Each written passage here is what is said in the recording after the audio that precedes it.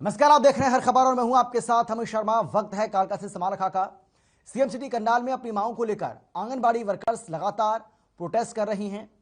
Anganwadi workers के महापड़ाव का आज तीसरा दिन है। कांग्रेस की प्रदेश अध्यक्ष कुमारी सैलजा ने मौके पर पहुंचकर उन्हें पार्टी की ओर से समर्थन दिया। इस दौरान उन्होंने केंद्र और प्रदेश की सरकार पर जमकर निशाना साधा। कांग्रेस के विधायक शमशेर सिंह गोगी ने बजट सत्र के पहले दिन इस मुद्दे को उठाने की बात कही है। इस बीच वर्कर्स ने अपनी मांगों को विस्तार से बताया, जिसमें बिना किसी शर्त के 50% की पदोन्नति, केंद्रों का बढ़ाया किराया क्षेत्र के हिसाब से मिले, वर्दी की राशि 2000, वर्कर और हेल्पर को सरकारी कर्मचारियों का दर्जा मिले। इन सभी मांगों को यहां कुमारी सैलजा को बताया गया। इस मौके पर पार्टी कार्यकर्ताओं समेत आंगनबाड़ी कार्यकर्ता मौजूद रहे।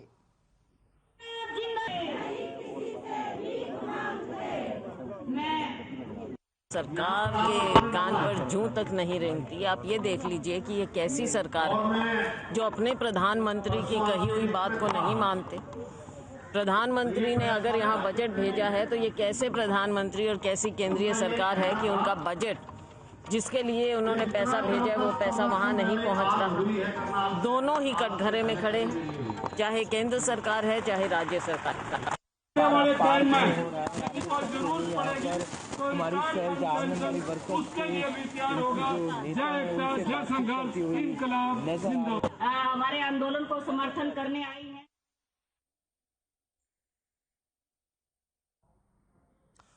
All private school association of Haryana ने संयुक्त प्रेस वार्ता की। इस दौरान स्कूल एसोसिएशन सरकार की ओर से 8वीं के बोर्ड के एग्जाम लेने का विरोध किया। उन्होंने साफ किया है कि सरकार की मंशा राजस्व बढ़ाने की है, ना कि क्वालिटी शिक्षा प्रदान करने की। साथ ही कहा कि ना तो हम बोर्ड की परीक्षा कंडक्ट करवाएंगे और ना ही सरकार के इस तुगलकी फरमान को मानेंगे। हरियाणा सरकार द्वारा 8वीं की बोर्ड की परीक्षा करवाने के आदेश को लेकर सभी निजी संस्थान एकजुट हो चुके हैं। इस समय हम मौजूद हैं चंडीगढ़ के प्रेस क्लब में, जहां पे आज निजी स्कूल संस्थानों द्वारा प्रेस वार्ता की गई और उन्होंने साफ लफ्जों में कहा कि यदि सरकार जो है वो 8वीं की बोर्ड की परीक्षा लेती है तो वो किसी भी तरीके की रजिस्ट्रेशन फीस या फिर उसको जो है रजिस्टर नहीं करवाएंगे। इस समय हमारे साथ हैं निजी स्कूल संस्थान के प्रबंधक। जी सर, क्या नाम है आपका और कौन सी संस्था? मैं प्रशांत मंजाल हूं। हमारी संस्था है हरियाणा प्रोग्रेसिव स्कूल्स कॉन्फ्रेंस, उसका मैं वाइस प्रेसिडेंट स्टेट हूं। जी सर, किस तरीके से देखते हैं जो ये फैसला लिया गया 8वीं की बोर्ड की परीक्षा करवाने का जो फैसला लिया गया है, कोरोना के लगभग 2.5 साल गुजरने के बाद ये फैसला जो है पहली बार सरकार लेती है, किस तरीके से देखते हैं? जी, जो ये सरकार ने फैसला लिया है ये केवल और केवल अपनी जिद में लिया है और बाकी सब तथ्यों को इन्होंने इग्नोर कर दिया। एक एजुकेशन डिपार्टमेंट एजुकेशन की ना सोच के सिर्फ पैसे कमाने की सोच रहा है और सिर्फ इसलिए ये फैसला इन्होंने हमारे पे लागू किया है ताकि ये ज्यादा से ज्यादा कमाई कर सकें। क्वालिटी एजुकेशन की कोई बात ही नहीं हो रही है यहाँ। सर, किस तरीके से देखा, जिस तरीके से आपने आरोप लगाए कि ज्यादा से ज्यादा राजस्व जो है बढ़ाया जाए, उसको लेकर ये तमाम तरह के आदेश जो है वो पारित किए जा रहे हैं आनन फानन के अंदर, किस तरीके से थोड़ा सा ब्रीफ करके बताएं कि किस तरीके से सरकार जो है कितनी राशि जो है वो प्राइवेट स्कूलों से वसूल रही है और बच्चों से वसूल रही है? जी, सरकार ने जो हमारे पे राशि लगाई है वो है 5000 रुपए प्रति स्कूल, तो उसको रजिस्टर कराने के लिए होगा। फिर जो बच्चे से लिया जाएगा 100 रुपए एनरोलमेंट है और 450 रुपए एग्जामिनेशन चार्जेस है। अगर हम इस सबको कैलकुलेट करें तो ये करीबन 30-40 करोड़ रुपए की अमाउंट बनती है और इस 30-40 करोड़ रुपए की अमाउंट को लेने के लिए ही ये बोर्ड ने इस चीज को माध्यम बनाया है कि सीबीएसई स्कूल्स को, आईसीएसई स्कूल्स को एवं जो अभी प्रेजेंट हरियाणा बोर्ड की भी 8वीं है उसको शुरू कराया जाए। इसको छोड़ के उनके दिमाग में और कोई भी ये तथ्य नहीं है कि क्वालिटी एजुकेशन कराई जाए, या हमें इसका क्या निष्कर्ष निकलेगा कि ये 8th बोर्ड हो जाएंगे। क्या हमारा बच्चा कहीं और अच्छी जगह एडमिशन ले सकेगा? क्या हमारा बच्चा और लर्निंग कर सकेगा? कुछ भी इसका उद्देश्य नहीं है, सिर्फ कंफ्यूजन पैदा होगी और उस कंफ्यूजन से बच्चों का, पेरेंट्स का, संस्थाओं का और हमारी सरकार का सबका नाम खराब होगा। सर, मैं आपसे जानना चाहूंगा कि जिस तरीके से कोरोना काल के दौरान जो है लगभग बीते 1 वर्ष से जो लगातार जो है ऑनलाइन क्लासेस भी हो रही थी, ऑनलाइन क्लासेस में ये दावे किए जा रहे थे कि बच्चों की जो है वो तो बढ़िया तरीके से पढ़ाई हो रही, तो अब जब सरकार का ये डिसीजन है कि मार्च में एग्जाम्स लिए जाएंगे तो उसके विरोध में इतना विरोध उसका क्यों किया जा रहा है? सर देखिए, हरियाणा में अगर बोर्ड एग्जाम की बात करें तो बोर्ड एग्जाम नहीं हो रहे थे काफी वर्षों से। जब एक बच्चा जिसने 6 के एग्जाम दिए और उसके बाद कोरोना काल आ गया, उसके बाद 2 साल से वो ऑनलाइन स्टडी कर रहा था और हम बार बार प्राइवेट स्कूल संचालक भी यही कह रहे थे कि तुरंत स्कूलों को खोला जाए जैसे ही वेव खत्म होती है, मगर सरकार ने वहां भी हमारी नहीं सुनी। 2 साल से बच्चा टच में नहीं है। और आज वो जिस दिन 10 फरवरी को जैसे स्कूल खुले थे तो सरकार के आदेश आ गए कि 8वीं का बोर्ड एग्जाम होगा, जबकि सीबीएसई अपने 10th और +2 के एग्जाम अप्रैल में लेने जा रहा है, मगर यहाँ बोर्ड कह रहा है कि मार्च में हम 8th बच्चे के बोर्ड के एग्जाम ले लेंगे। क्या ऐसा कारण है? क्या इतना आनन फानन में? हम बोर्ड एग्जाम के खिलाफ नहीं है, लेनी है सरकार ने, उसको प्रॉपर तरीके से तो करे। अब बोर्ड क्यों इतनी जबरदस्ती कर रहा है? साफ साफ मंशा उसके पीछे पैसा है कि ज्यादा से ज्यादा बोर्ड पैसा कमाना चाहता है। क्वालिटी एजुकेशन की तो बात कहीं हो ही नहीं रही यहाँ पे।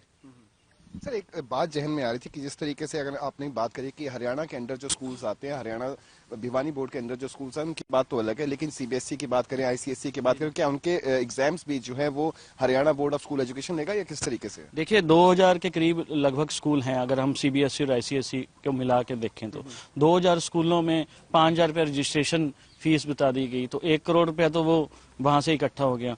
अब दिक्कत जो है वो यही है कि सीबीएसई की स्टडी जो है वो हरियाणा बोर्ड के सिलेबस से थोड़ा अलग थी, हटके थी, और वो ऑनलाइन स्टडी हो रही थी।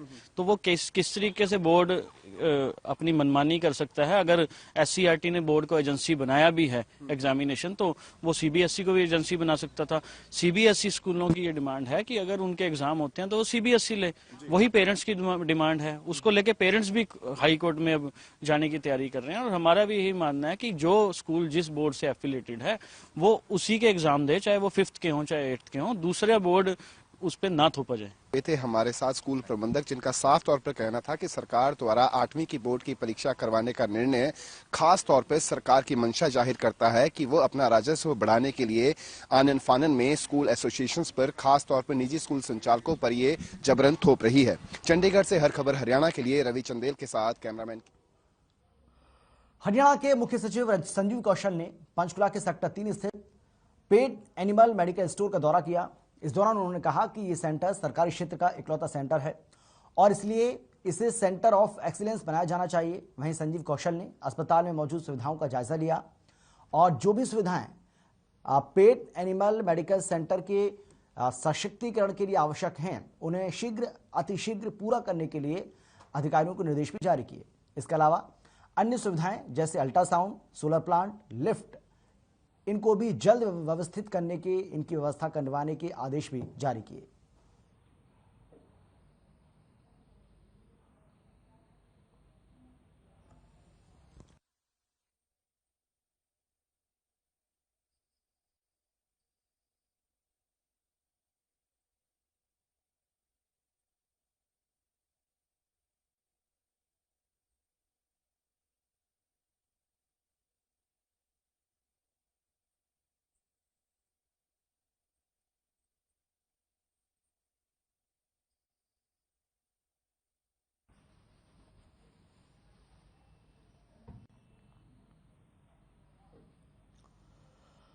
पानीपत रेलवे स्टेशन पर रेलवे मंत्रालय की टीम खामियों का जायजा लेने पहुंची। पैसेंजर सर्विस कमेटी, रेल मंत्रालय, रेलवे बोर्ड के चेयरमैन रमेश चंद्र रतन ने रेलवे स्टेशन का निरीक्षण किया। वहीं कांग्रेसियों पर निशाना साधते हुए चेयरमैन ने मीडिया के माध्यम से कहा कि कुछ लेफ्टिस्ट कांग्रेसी मंचले पीएम मोदी के काम पर टिप्पणी कर रहे हैं और बोल रहे हैं कि पीएम ने रेल का निजीकरण कर दिया, लेकिन ये उनकी गलतफहमी है। साथ ही ट्रैक क्रॉसिंग से हो रही मौतों पर उन्होंने कहा कि मैं खुद स्पॉट पर जाकर जांच करूंगा। लापरवाही अधिकारियों को, जो लापरवाह अधिकारी हैं, उनको बख्शा नहीं जाएगा। इस दौरान रेलवे ट्रैक हादसों पर जनता से सावधानी बरतने की अपील भी की। ठीक है ना, वो लापरवाही नहीं करनी हमको। और संवाद भी 24 सदस्यीय टीम है और पैसेंजर सर्विस कमेटी का दायित्व है संपूर्ण भारत के stations, platform, catering, canteen, book stall, vendor, soccer, safety, security, sound modification, चढ़ने से उतरने तक यात्री सुखद आनंद लेते हुए गंतव्य स्थान पर पहुंचे, क्योंकि यशस्वी प्रधानमंत्री माननीय मोदी जी ने रेल, भारतीय rail life line of the nation है, देशाटन का सर्वोत्कृष्ट माध्यम है। तो यात्री किसी तरीके से पहले वाली रेल की गति चलना, असुविधाएं पैदा होना, सेवाओं का प्रॉपर चिंतन न करना, ये मोदी जी की सरकार में world class coaches, world class stations और आपके रेलों की भी गति, पहले पटाखे फोड़ करके ट्रेन चलती थी, अब पटाखे फोड़ करके सफर नहीं चलता। अब तो आपने देख रहे होंगे नए कोचेज, नया सिस्टम। लेकिन मैं आज आपके माध्यम से, आपके चैनल के माध्यम से जनता को, देश के लोगों से अपील करना चाहूंगा, भारतीय रेल आपकी रेल है, लेकिन कुछ लेफ्टिस्ट और कांग्रेसी लोग, मनचले लोग माननीय मोदी जी के कार्यकलाप पर, भारतीय रेल पर टिप्पणी करने का कार्य करते हैं कि भारतीय रेलवे शहर से अवैध अतिक्रमण का एक मामला सामने आया है, जहां शहर में मौजूद एशिया की सबसे बड़ी कपड़ा मार्केट में कई दुकानदारों ने अवैध अतिक्रमण किया हुआ है, जिसे लेकर ट्रैफिक की परेशानी देखने को मिल रही है। आम जन को आवाजाही में काफी समस्याओं का सामना करना पड़ता है। लोगों ने कमिश्नर से अपील की है कि इस मामले पर सुनवाई करें और जल्द से जल्द कोई हल निकालें।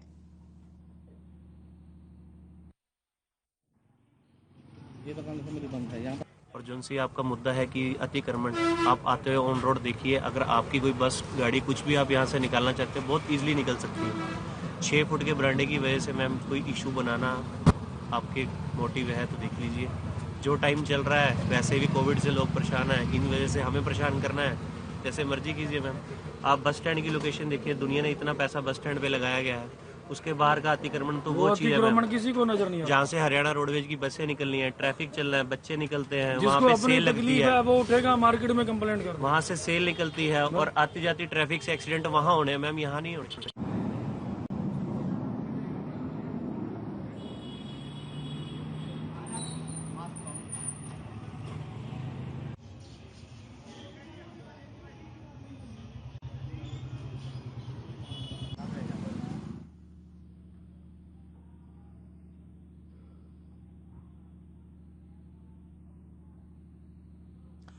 करनाल के सेक्टर 7 में देर शाम दो गुटों में आपसी भिड़ंत हो गई। दोनों पक्षों में खूब जमकर लाठी, डंडे और तलवारें चली। इस झगड़े में 3 युवक घायल हो गए। घायलों को करनाल के सामान्य अस्पताल में भर्ती करवाया गया। बता दें कि घायलों पर तलवार से हमला हुआ है। झगड़े की सूचना के बाद पुलिस मौके पर पहुंची और मार्केट के लोगों से जानकारी ली। तब तक दोनों पक्षों के युवा मौके से फरार हो चुके थे। इस झगड़े के बाद मार्केट के दुकानदारों और कॉलोनी के लोगों में दहशत का माहौल बना हुआ है।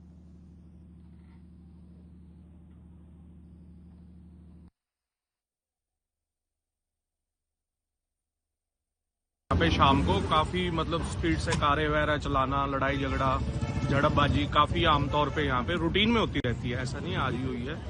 तो ये ध्यान देना चाहिए पुलिस वगैरह को। ये लोग लगाते हैं, गश्त वगैरह करते हैं, but for the some reason हो ही जाता है। आपको लगता है? बिल्कुल जी, पेरेंट्स को समझाना चाहिए कि भाई टाइम से आना चाहिए, उन्हें भी प्रॉपर मॉनिटरिंग करनी चाहिए कि भाई मेरे बच्चे की किस वक्त ट्यूशन खत्म हो रही है, किस वक्त स्टार्ट हो रही है। यहाँ पे हर रोज का काम हो गया, हम अपनी दुकानदारी से इतना ज्यादा परेशान हो गए, हमारा कोई सीजन हो, कुछ भी हो, यहाँ पे हम काम करना बेकार है। शाम को 4 बजे से लेकर शाम के 8 बजे तक यहाँ पे हम ये लगा लो कि बिल्कुल खाली हाथ बैठे रहते हैं। दुकानदार इतना परेशान। तो अफरा तफरी किस चीज की हुई थी थोड़ी देर पहले? मुझे वैसे इतना नहीं पता अंदर, अभी आपसे पता चले तलवारबाजी हुई। बाकी लड़के भागते हुए जो देखे थे मैंने, यहाँ पे इधर उधर भाग रहे थे।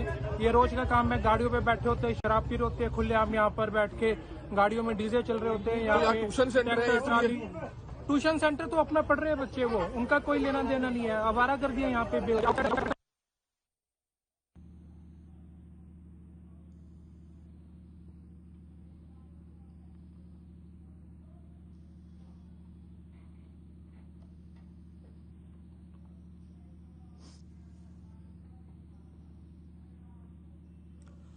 पानीपत में लगातार ट्रेन की चपेट में आने से हादसे हो रहे हैं। अंडरपास, रेलवे ओवरब्रिज नहीं होने के चलते रेलवे ट्रैक क्रॉस करते समय लोग हादसे का शिकार हो रहे हैं। पिछले सप्ताह अलग अलग ट्रेन हादसों में 2 लड़कियों सहित 6 लोगों की मौत हो चुकी है। वहीं जब हादसों की सूचना दिल्ली रेलवे विभाग तक पहुंची तो रेलवे विभाग भी चिंतित हो गया, जिसे लेकर दिल्ली से हादसे की जगह मुआयना करने के लिए एक टीम पहुंचेगी और हादसों की वजह का पता लगाएगी।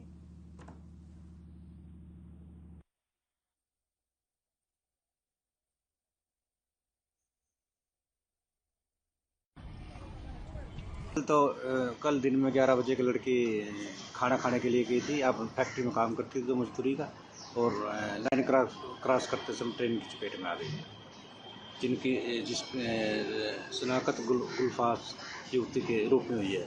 174 कार्रवाई बनाई गई है और वारसान हाजिर है, जो पोस्टमार्टम करके लाश वारसान को दी जाएगी।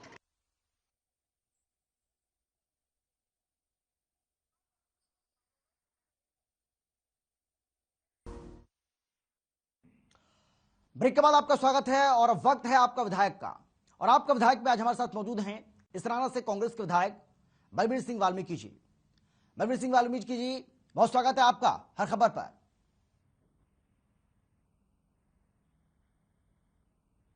हेलो जी बलबीर जी, आवाज आ रही है आपको मेरी? सुन पा रहे हैं क्या आप मुझे? जी आ रही है जी बलबीर जी, बहुत स्वागत है आपका हर खबर पर। धन्यवाद। बलबीर जी, क्योंकि 5 राज्यों में विधानसभा का चुनाव हो रहा है सर, और तमाम जो विधायक हैं हम उनसे बातचीत कर रहे हैं। आपका विधायक में हम रोज बातचीत करते हैं, चाहे वो सत्ता पक्ष के विधायक हों या वो विपक्ष के विधायक हों, उससे ये सवाल जवाब का जो सिलसिला है वो लगातार हमारा चल रहा है सर।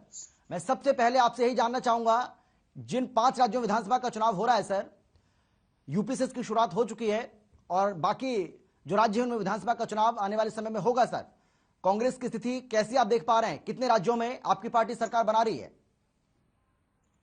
मेरा मानना है कि कांग्रेस की स्थिति बहुत ही अच्छी इन चुनाव में इन राज्यों में रहेगी, क्योंकि कांग्रेस ही एक ऐसी पार्टी है जो 36 बिरादरी की पार्टी है और गरीब से गरीब आदमी कांग्रेस पार्टी में निष्ठा रखता है। मेरा मानना है कि इन 5 राज्यों में जो चुनाव है, कांग्रेस की छवि बहुत ही अच्छी इन चुनाव में रहने वाली है। लेकिन सर, जो आपके राजनीतिक विरोधी है वो तो ये कह रहे हैं कि आप पंजाब में अपनी सरकार को बचा पाए, वही बहुत बड़ी बात है। हम पंजाब में पूर्ण बहुमत से सरकार बनाएंगे। आप देखना जल्दी ही रिजल्ट आएगा और आप देखना कि पंजाब के अंदर कांग्रेस की सरकार होगी, क्योंकि कांग्रेस की सरकार होने का यही कारण है कि देश को जो है जीरो से यहाँ तक पहुंचाने का काम कांग्रेस पार्टी ने किया। 36 बिरादरी के किसी भी भाई का मान सम्मान होता है तो कांग्रेस पार्टी में होता है। किसी का धर्म पर झगड़ा नहीं होता है तो कांग्रेस के इशारे से नहीं होता, क्योंकि कांग्रेस का संदेश और इशारा है कि हम सब 36 बिरादरी के भाई हैं। कांग्रेस पार्टी एक ऐसी पार्टी है जो जाति पाति की बात नहीं करती है, आपस में किसी को लड़ाई लड़ाती है। कांग्रेस पार्टी ही भाईचारे की पार्टी है और पूरा देश इस समय समझ रहा है कि इस देश को आगे बढ़ाने में, देश को आजाद कराने से लेकर आज तक जो कुछ भी देश के अच्छे भविष्य के लिए, युवाओं के रोजगार के लिए, खिलाड़ियों के मान सम्मान के लिए और हर वर्ग के मान सम्मान और विकास के लिए देश के अंदर जो भी कुछ किया है, केवल और केवल कांग्रेस पार्टी ने किया है। मैं आपके चैनल के माध्यम से बताना चाहता हूं कि जब भी कांग्रेस की सरकार, जब इस कांग्रेस की सरकार इस देश में आई है तो तब देश ने उन्नति और विकास किया, देश प्रगति की ओर बढ़ा है। जब आप देख रहे हैं पिछले 2 प्लान से यहाँ का भाजपा की सरकार इस देश में है, आप मानो देश में भाजपा की सरकार ने सिवाय ढकोसले, झूठे वायदे अपने घोषणा पत्रों में किए हैं और कोई भी काम किसान के लिए, मजदूर के लिए, व्यापारी के लिए, कर्मचारी के लिए भाजपा की सरकार ने नहीं किया है। ये केवल और केवल एक जुमलाबाजी की सरकार है। मैं आपके माध्यम से देश की जनता को बताना चाहता हूं कि भाजपा की सरकार ने जिस प्रकार 2014 के चुनाव में एक घोषणा की थी कि हम देश के अंदर काला धन लाएंगे और हर कार्ड के आधार पर या हर, लेकिन बलबीर जी उसके बाद तो चुनाव हो गए ना साल 2019 में सर, लोकसभा का चुनाव हुआ 2019 में, लेकिन बम्पर जीत हासिल की, एनडीए की फिर से सरकार बनी और पहले से ज्यादा सीटें बीजेपी ने हासिल की, वो बात अलग है सर। लेकिन देखिए, मैं आपसे जानना चाह रहा हूं सर, आप ये कह रहे हैं कि धर्म की राजनीति, जाति की राजनीति बीजेपी करती है, लेकिन सर प्रधानमंत्री नरेंद्र मोदी लगातार चुनावी प्रचार कर रहे हैं, हम देख रहे हैं तमाम राज्यों में वो जा रहे हैं और सबसे बड़ा हमला कांग्रेस पार्टी पर ही वो कर रहे हैं। वो कह रहे हैं कि कांग्रेस पार्टी की नीति है कि फूट डालो और शासन करो, उससे बाहर नहीं आ पा रही है कांग्रेस पार्टी। मैं आपको बताना चाहता हूं, मोदी जी को खतरा है तो कांग्रेस पार्टी से ही खतरा है। तो कांग्रेस पार्टी के नेता ही ये बात लोगों के सामने रखते हैं कि मोदी जी ने, भाजपा के नेताओं ने किस प्रकार लोगों को भ्रम में रखने का काम किया। भाजपा सरकार ने घोषणा की कि काला धन विदेशों से लाएंगे, हर भारतवासी के हिस्से में 15 लाख रुपए आएंगे। क्या 15 लाख रुपए आए? मैं आपके माध्यम से पूछ रहा हूं, मोदी सरकार ने घोषणा पत्र में, भाजपा के घोषणा पत्र में था कि हर वर्ष 2 करोड़ बेरोजगार युवाओं को देंगे, तो कितने बेरोजगार युवाओं को रोजगार ठीक है, दिया। ठीक मैं है आपको बलबीर जी बताना चाहता हूँ जी। कि हर वर्ग, चाहे कोई आशा वर्कर है, चाहे कोई पीटीआई है, चाहे कोई गेस्ट टीचर है, चाहे कोई भी आदमी है, कोई भी महकमा ऐसा भाजपा की सरकार ने नहीं छोड़ा जिसको लाठियों से ना पीटा गया हो। देश के सामने पूरा देश देख रहा था, हर वर्ग देख रहा था किसान की कितनी दुर्गति, किसान का कितना अपमान बलबीर जी, इन्होंने बलबीर किया। जी एक बात मुझे 700 बताइए, आप के अच्छा ज्यादा। बोलते हैं बलबीर जी, आप अच्छा बोलते हैं, क्या पार्टी ने आपकी ड्यूटी लगाई है इन 5 राज्यों में से? कहीं पर आप गए हैं चुनाव प्रचार के लिए कांग्रेस पार्टी के? जी, मेरी जहाँ जहाँ ड्यूटी लगती है मैं जाता हूँ। मेरी ये ड्यूटी नहीं है कि भाई मैं मेरी जहाँ भी जरूरत होती है मैं वहां जाता हूँ। जैसे मेरी अब ड्यूटी पश्चिम अमृतसर में है, वहां से हमारे साथी हैं राजकुमार वेरका जी, जो इस समय भी कांग्रेस में पंजाब कांग्रेस में मंत्री थे। मैं कहता हूँ पंजाब सरकार, पंजाब में दोबारा फिर कांग्रेस की सरकार आएगी, आप देख लेना।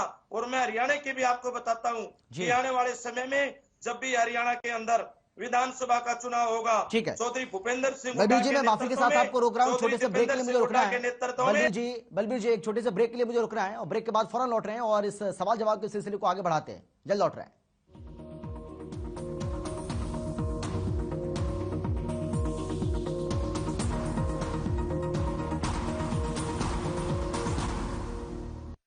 ਬੀਜੇਪੀ ਗਠਬੰਧਨ ਨੇ ਘੋਸ਼ਣਾ ਕੀਤੀ ਹੈ, ਅਸੀਂ ਹਰ ਜ਼ਿਲ੍ਹੇ 'ਚ ਨਸ਼ਾ ਮੁਕਤੀ ਕੇਂਦਰ ਖੋਲਾਂਗੇ ਤੇ ਸਭ ਨੂੰ ਰੋਜ਼ਗਾਰ ਦੇ ਮੌਕੇ ਵੀ ਦੇਣਗੇ। मतलब ਹੁਣ ਮਿਲੇਗਾ ਸਾਡੇ ਬੱਚਿਆਂ ਨੂੰ ਅੱਛਾ ਮਾਹੌਲ।